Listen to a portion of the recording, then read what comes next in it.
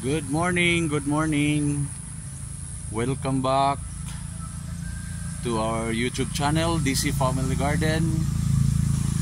So, dito sa DC Family Garden, ang isang klaseng tanim dito na makikita is itong tanim na sili. So, makikita natin marami siyang bunga at saka hinog na yung mga sili. So ito po yung isang klaseng tanim na meron at makikita dito sa DC Family Garden. So ito po. Yan, maraming sili. At saka meron na tayong na harvest. Marami na, mga almost 1 kilo na yung na harvest natin. So yan po, pulang-pula na sili, siling labuyo po ito guys. Yan. So kunin natin lahat ng hinog at saka ano kayang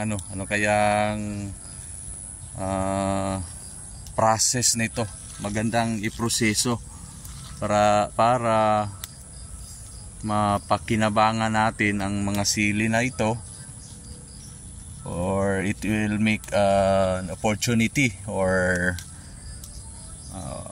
para maka-income tayo nito. So ano kayang pwedeng gawin sa mga sili na to? Anong proseso ang ating gagawin para ma-maximize natin yung gamit ng sili, at the same time ma-maximize natin yung benefits ng sili. So ito po yung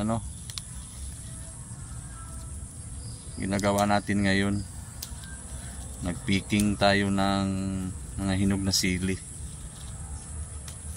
So yan po, paki-comment po kung anong magandang gawin natin dito sa sili, mga hinog na sili.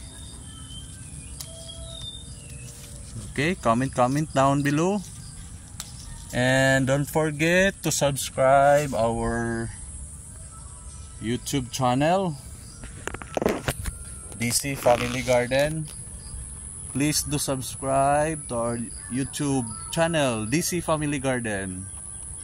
Okay, thanks for watching. God bless everyone.